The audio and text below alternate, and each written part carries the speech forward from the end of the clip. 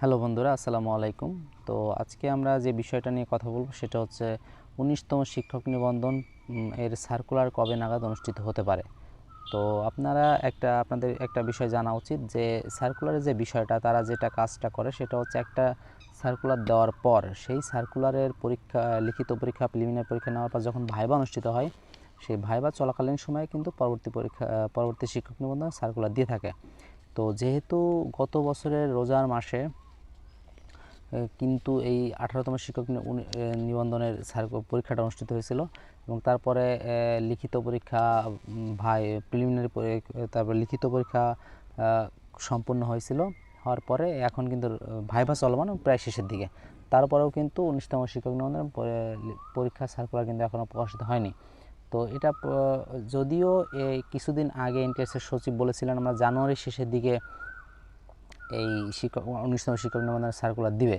তো আমি তখনই বলছিলাম যে এটা একটা লেন্দি প্রসেস, যদিও ওদের বছরে 2টা করে সার্কুলার দেওয়ার কথা, কিন্তু আসলে ওরকমভাবে দেওয়া হয় না বিভিন্ন কারণে, আইনি জটিলতার কারণে বা প্রশ্নপত্র পরীক্ষা নেওয়ার ক্ষেত্রে তারা ওরকমভাবে এত বড় একটা আয়োজন করে পরীক্ষা নিয়ে আসলে সব কিছু কমপ্লিট করতে পারে না। সেক্ষেত্রে একটু বিলম্ব হয়।